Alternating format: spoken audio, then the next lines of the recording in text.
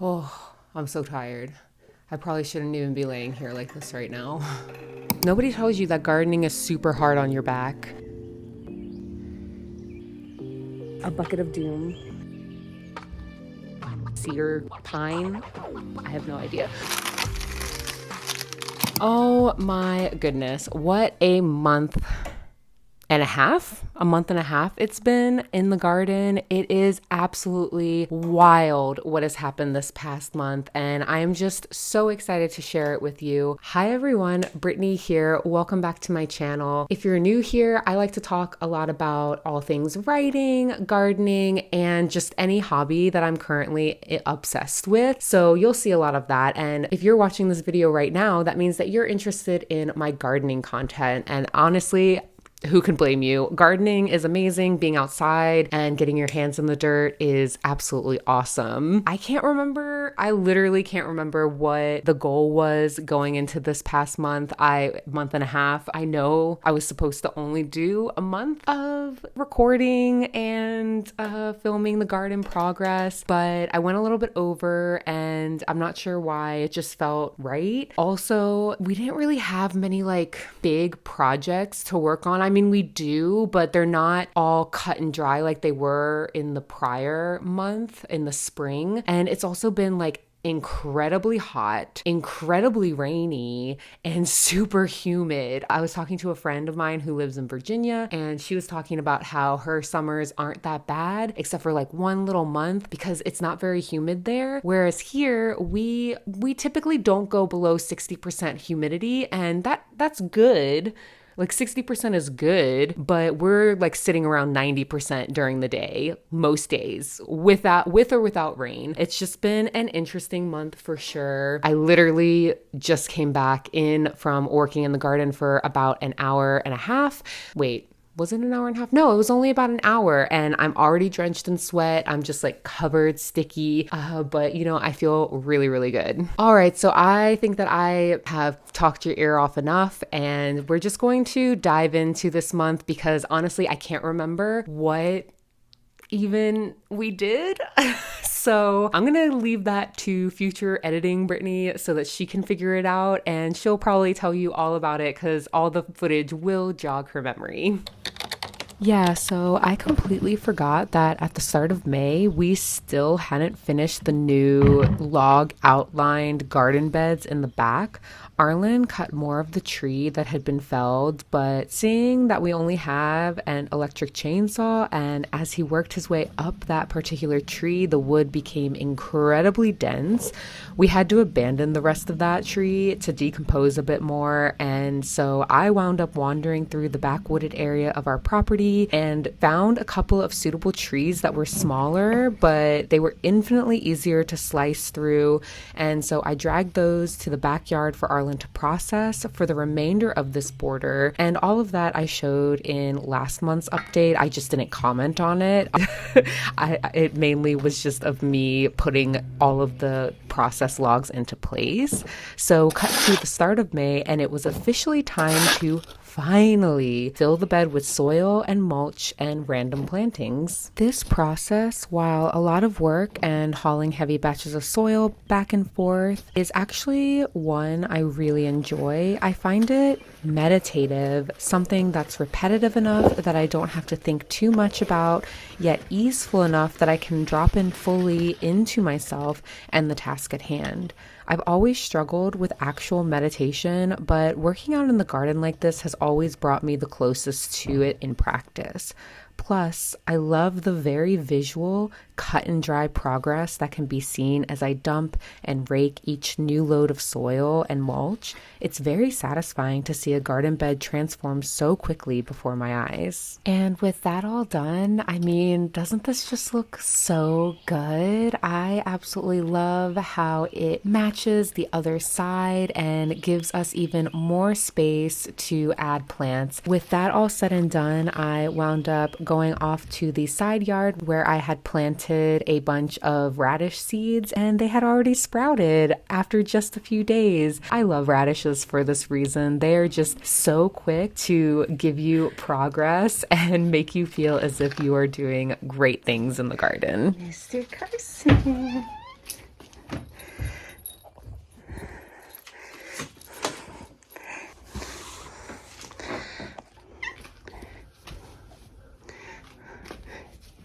The amount I've managed to sweat this month while only spending at most 1 or 2 hours in the garden and in the mornings at that has been absolutely wild to me, and also so gross feeling. The stickiness of sweat is so uncomfortable once it seeps through your clothes, and I do mean all of your clothes. But the rewards of being outside, even during the hottest part of the year, far outweigh the discomforts. Like watching our peach trees absolutely thrive, bursting forth with more fruit than it or we can even handle. Last year, the rains came too early and too often, and we lost all of our peaches to rot. But this year, that hasn't been the case. Not only did we collect enough of the young peaches to make a modified version of Chung, but we also have already plucked and eaten our fair share of perfectly ripened, juicy peaches. And I swear, nothing compares to the taste of a peach plucked fresh from your tree.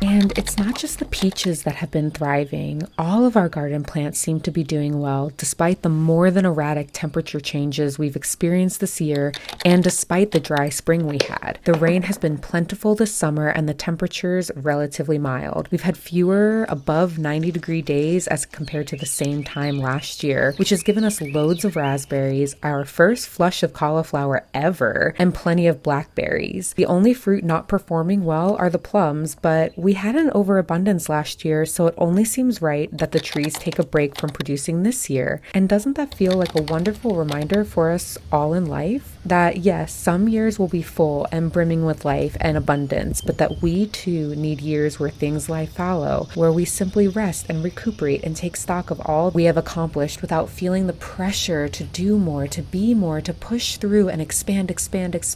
Sometimes we simply need to be, to exist in our own calming presence. Some years don't require constant production, and that's okay. It's brilliant. It's nature. So it is planning on raining all of this week, and so I am out here with a bunch of seeds, and I'm going to throw them everywhere because right now is the perfect time to plant seeds because nature is doing the watering for me and I don't really have to worry about anything. It's also a great time to plant seedlings, but I don't really have any seedlings to plant. I mean, unless you count Swiss chard, which I have a lot of Swiss chard, so maybe I'll do that today or tomorrow because again, all week it will be raining. So I have plenty of opportunities. I don't feel too stressed about gardening right now, which is great because there's really not much that can be done outside. Yeah, especially when it's raining, like all that can be done is planting and waiting for the rain to end and then getting outside and doing more landscaping stuff. But I'm going to take this rain as a win because we desperately need it. Desperately. And yeah, the only thing I regret is that I did not order the extra rain barrels that I wanted in time to collect on the rainwater. So, hopefully it rains again and doesn't stay too dry as it has been. It's been a very dry spring, so going into summer, that's not usually a good thing. All right, off to planting. I've been gardening off and on for as long as I can remember. I still remember the excitement at watching a corn plant sprout when I was a child and grow before suddenly dying. I hadn't realized then that it had outgrown the tiny container provided to me by my school and was looking for a larger space and more nutrients in which to expand. But now that I have a garden of my own, several in fact, I've taken to experimenting with plantings. Sometimes I start seedlings to get a better idea of how much I have and if I can actually fit everything in the space available to me. But more often than not, I simply throw seeds everywhere and observe what takes. I've always thought that if plants are producing dozens upon dozens of seeds in which to pass on their genes to the next generation, then gardening and successfully growing plants is more akin to a numbers game than anything else. You toss the seeds everywhere, you think that they might thrive, and then observe the results. This is how I've managed to have arugula and cilantro every single year without trying. I threw a bunch of seeds everywhere, and many of them took, just as many of them probably perished. And the ones that took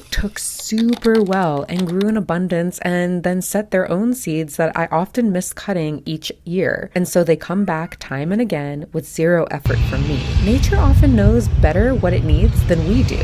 So I like to step out of the way as often as I can and only lend a hand where it needs me the most. This has led to a much more joyful, easeful gardening experience. And I don't always remember that every year. Sometimes I try to hold on too tightly to the control of, oh, I need this to go here. And this garden advice has told me that, carrots can't go next to this plant. But when I really step back, nature does its thing and it does it really, really well. And it creates a lot more space and abundance for me to actually enjoy the garden in which I am growing. All right, so I am coming outside. Today is the very last day of May. I am coming out to work on making a bucket of doom. So what a bucket of doom is basically a bucket in which to lure mosquitoes. And I'm doing this because every single time I come outside, I get attacked by at least a swarm of 30 mosquitoes, all vying for my legs. And it is ridiculous. It makes me not want to come outside at all. So I have researched this, and apparently it's Basilicus thuringiensis. I don't know how to pronounce that, but basically it is something that only affects mosquito larvae. I've read mixed things online about the ecological impacts of it. It's not something that directly harms other forms of life. So it's not going to harm like dragonfly larvae or butterfly larvae or fish or mammals or anything like that. However, it will impact the ecosystem if you take out too much of like the mosquitoes, I guess. Even though I hate mosquitoes, the larvae actually do play a very important role in our environment. So I am planning on doing very specific applications of this. What you do is you put these dunks in water that mimics the habitat that mosquitoes like to breed in. So something with some greens that will emit carbon dioxide as they are sitting in the water decomposing. I'm going to put these in buckets where they're covered, and there's only going to be small holes in which the mosquito can actually crawl into. And I think that will limit the amount of other insects that might accidentally like fall into it or try to eat the larva and it not be good. But basically I'm just trying to see if this will help our mosquito populations go down just a bit. I know that they're not all going to be completely gone, but something needs to change, because last year it was a mess and it looks like this year is just as bad. So I'm gonna go make these buckets of doom and place them in the most egregious areas, and I guess hope that by mid-June things are better. I really hope, because it is bad. Like, do I have mosquitoes on me now? No, thank goodness, but usually at this point I do. So yeah, wish me luck. Creating these buckets of doom took me no time at all, and honestly, I wish I had done them last summer because they're already proving themselves really worthy. The mosquito population is noticeably down, and I am not getting bitten as much. They also cost me next to nothing, as I tried using things I already had lying around, like these empty birdseed containers that I'd been using as greenhouse storage. All I bought for this project was the actual Basilicus mosquito dunks. Everything else, including the drill and the weeds and the water I had on hand. I started by drilling holes in the tops of each container so that the mosquitoes could actually fit through. Then I filled them with water, and then I stuffed them full of the Japanese stiltgrass running rampant through our backyard. I only used a quarter of a dunk per container since they aren't very large, and using more dunks doesn't increase their effectiveness. I'll need to refresh these about once every month, which means that this one package should last me well into November or December.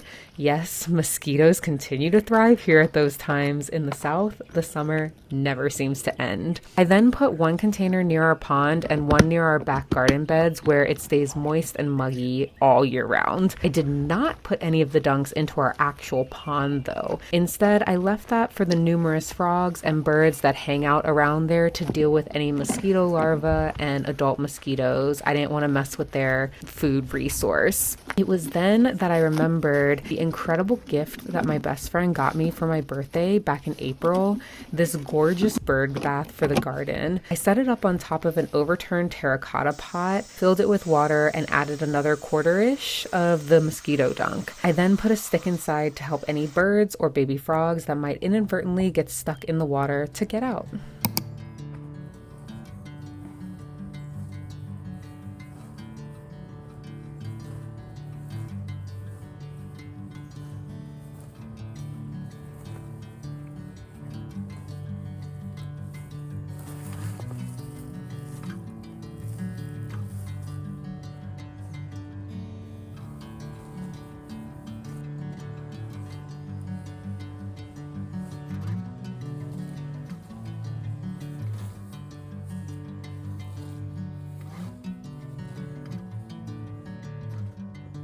Okay, so in 30 minutes time, I had stiltgrass that was right about here, and I was able to clear that much, which isn't bad. And I did try to clear in here, but the problem is that it is mixed in with this goldenrod that I actually want. So this one's gonna just be a little bit tougher. Oh, I just saw a sunflower.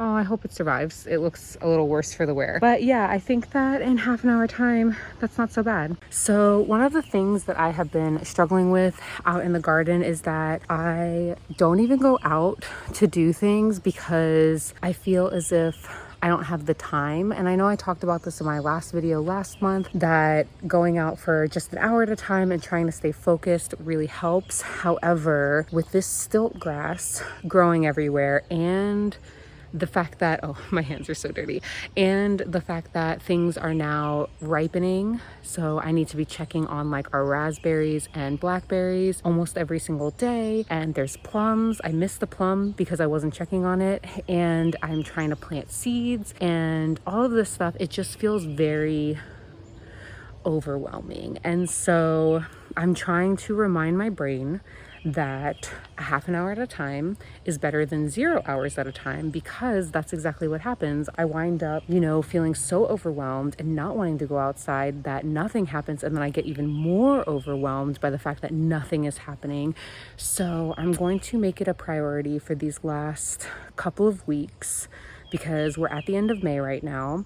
So for the next 2-ish weeks, or 1-ish week before I start editing this video, I am going to try to make it a priority to get out here at least for half an hour each day.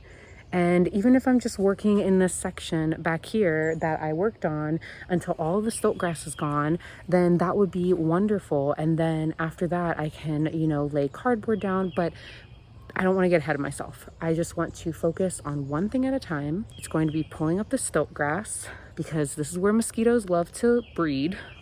Is back here. I felt so many biting me. And then I will take the next step from there. That sounds good. That sounds doable. Even though the entire backyard and all the wooded area is covered in stiltgrass, I am one person. I need to remind myself of that. One person. And I can only pull so much at a time. I can only cardboard sheet mulch so much at a time. And right now, that is this area back here by this lovely tree. I love this tree. I forget what it's called. I think it's like some sort of cedar pine. I have no idea. Just taking it really slowly and doing the best that I can, and knowing that in the end, nature knows what it's doing better than I do. I'm trying to help the native species out a bit, but if I can't, like, nature will reorder itself in the best possible way, or in the way that makes the most sense. I'm over here, I'm just a little baby conservationist trying my darndest to make things work and help the species, native species along in this area. And yeah, but I have my limitations. I mean, look at all of this. There's just so much. This is the stuff that overwhelms me. It's just so much. But again, I can get to it. It would take maybe a couple of half-hour trips out here to do it, to get it done. So I'm just gonna not look for now and do what I can. I'm gonna do what I can as I can and try my best. Oh gosh, I see more behind me. All of that is Stiltgrass and more over there too. We can do this. I can do this. Just one half-an-hour trip at a time. Yes.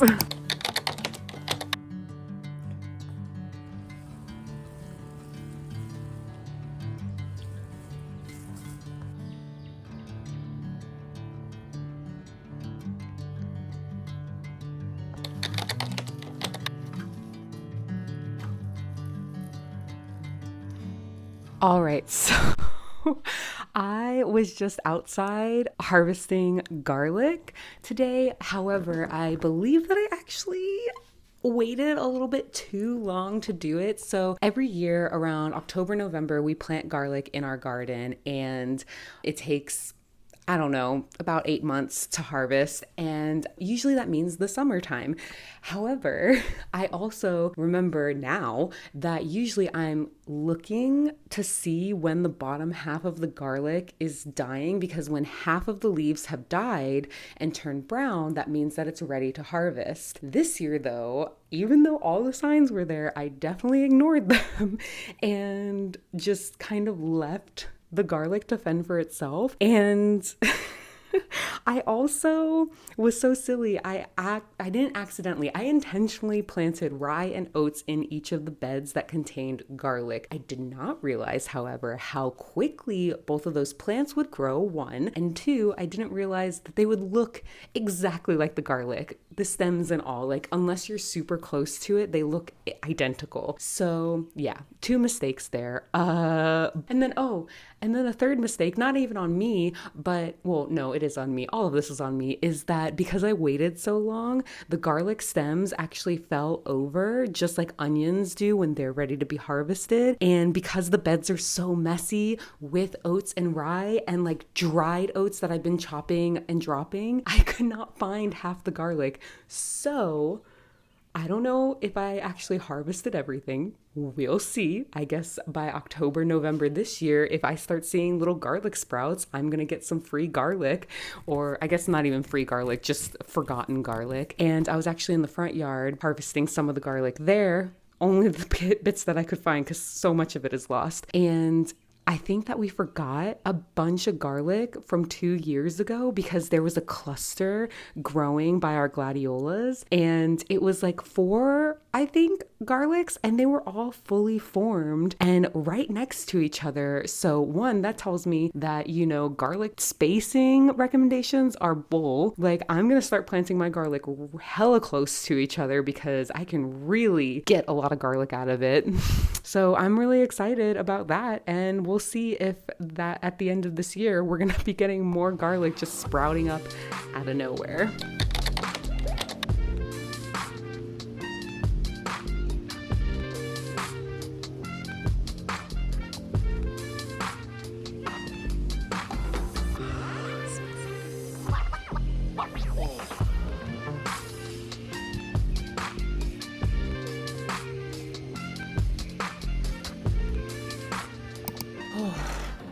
My back. Oh, my back. Nobody tells you that gardening is super hard on your back. All that bending, I think. Well, again, thank you so much for joining me on this month and a half of gardening, of trying to transform our property into something that not only benefits us as like a very small family, but also the natural world around us. I love this time of year every single year, not for the heat, but I do love it for seeing all the animals coming around and making their home in our garden. We have, as you saw, at least one rabbit that lives with us, and there might be another because I see one in the side garden and in the back garden on most mornings, hopping into our beds and nibbling on the greens. And we love seeing all the birds. I mean, there were so many birds this year that nested in the bird houses that we built last year, and that just makes me so happy. I just want to see them continue to thrive and hopefully find more species coming here and making a home amongst our plants. And it's just been a really wonderful experience. I have no idea what the rest of the summer will contain. We are getting in a shipment of metal edging for our front garden, which is like right by our mailbox. And unfortunately, that area is great when it rains. So it's really great in the winter and the spring, but in the summer, it is bone dry. It is like you cannot put a shovel in it at all. And the only thing that seems to grow there is like crabgrass or whatever that grass is that I hate. And so we are doing a little edging around that. And then we're going to, I don't think we'll have enough soil because we wound up using that for the back cedar fence, which was really necessary, especially considering there was an explosion of Japanese stiltgrass over there. We will probably go out and buy like mulch just from a hardware store, not get another bulk delivery, and just fill that up, and hopefully that will help to retain some of the moisture and slowly break down over time. I know it will because that's exactly what happened in the side yard. That's why everything was growing so well for so long, is because we had trees cut down and we mulched them and we kept the mulch. So if you ever have a tree cut down and you want some free mulch, they're going to mulch it on site and then just cart it off. Ask them to keep it on property. And that's what we have done every time we've had to take a tree down. We let them mulch it and then we keep a big old pile and then we use it around the garden because that's free nutrients. Like, put all that stuff back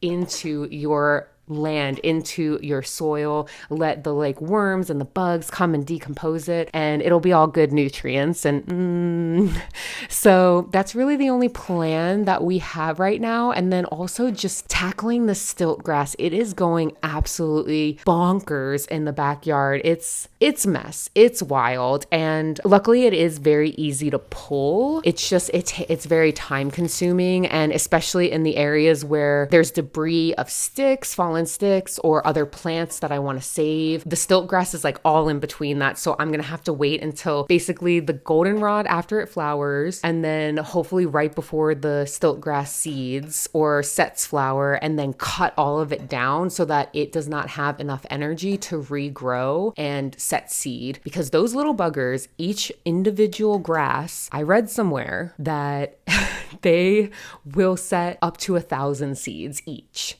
And this is why our whole backyard is covered in it, and our whole forested area is covered in it. And it just suppresses everything else underneath it. Like, yes, it's great at soil retention, like water retention, but it's just not allowing for diversity of life. Yeah, I think that those are going to be the two major things that we focus on next month. And I'm not going to do a full garden tour this time because we went through so much and I don't want this video to be like 2 hours long. However, I will do a garden tour next month because I think that everything will be in full bloom. We'll probably have eaten all of the peaches on our tree, which I am so excited about because the peaches have been so good. We didn't get a crop last year because it was too wet and rainy and they all rotted. And we are having that problem right now. I got cut off. My phone decided that it had no more storage left.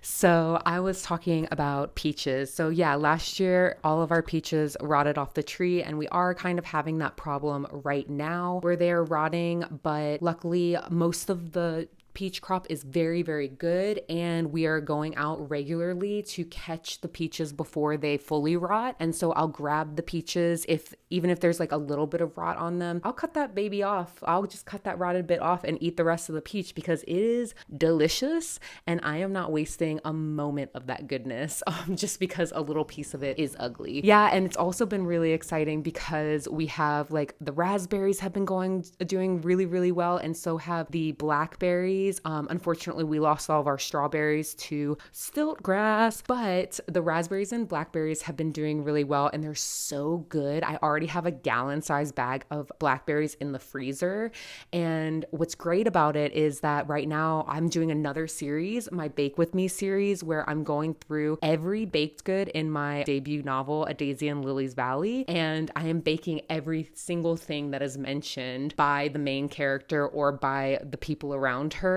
because she is a baker and she's a gluten-free baker at that. And what's awesome is that one of the other characters in the story is a farmer, and so I'm able to like do exactly what's happening in the novel. You know, I'm able to go outside, grab the fresh produce and bring it in and then bake with it. And with the blackberries, I have been freezing them just because I haven't gotten to that recipe yet, and we have so many I wouldn't be able to eat them if I tried all at once. But yeah, it's been a lot of fun. I love it. I love it. I'm going to stop talking your ear off, and hopefully my phone does not run out of storage again. But I hope that you all have a wonderful rest of your summer. I will be back in a month, and I guess summer will still be going on.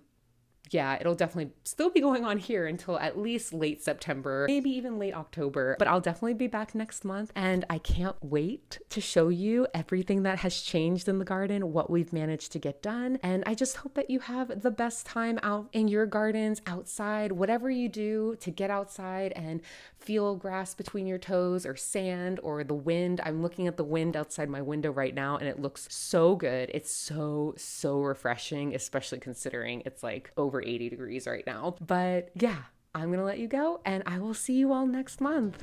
Bye.